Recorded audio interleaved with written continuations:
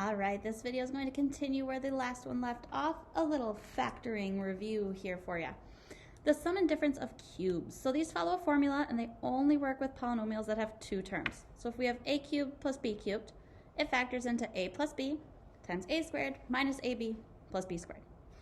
And a cubed minus b cubed factors into a minus b times a squared plus ab plus b squared. This follows a pattern that some refer to as SOAP. The first term here is always the same as the original sign. The second sign is always the opposite. So the original sign was a minus, the second sign is a plus. The original sign was a plus, the second sign is a minus. And then AP, always a plus for the third sign. Always, always. So if I have y cubed minus 8, I see I'm working with a difference of cubes. Well, what thing cubed gives me y? Well, y cubed gives me y cubed, right? Okay. My b value here is what cubed gives me 8, that is 2.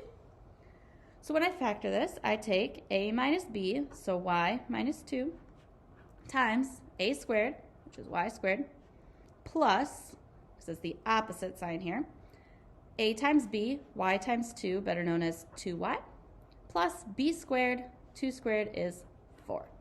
And that is fully factored. We cannot factor y squared plus 2y plus 4. In most cases, in the difference of squares, it will not factor again. All right, in this one, our a value, what cubed gives me 64z cubed? Well, 4 cubed gives me 64, and z cubed gives me z cubed. B is what cubed gives me 27, that is 3. So I have my a and my b, I have a sum of cubes, so I'm following that first formula.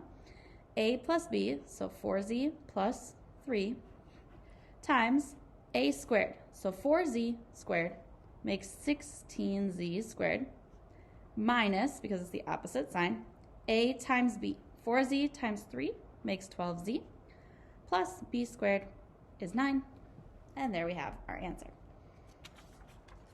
If I have 27 minus 8x cubed, well, I'll start off by thinking about what is a and b. Well, a, what cubed gives me 27? That's 3. B, what cubed gives me 8x cubed? Well, 2 cubed gives me 8, x cubed gives me x cubed.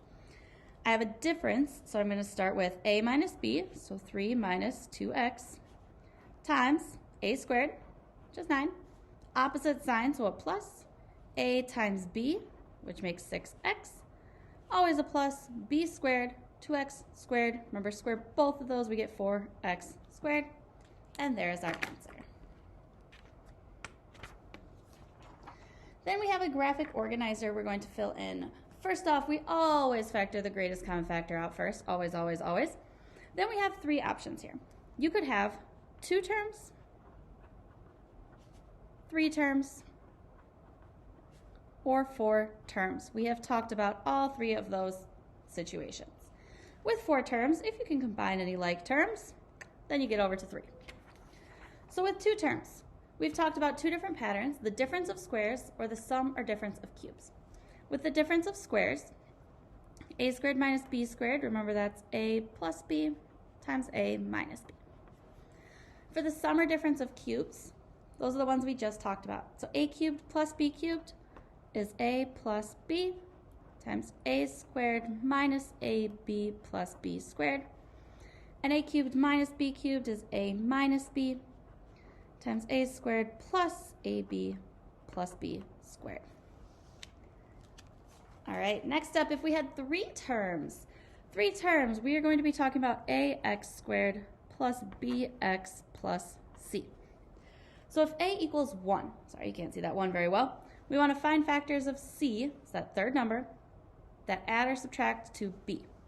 So if I have x squared minus 5x minus 6, my a value is 1 because there's nothing in front of the x squared.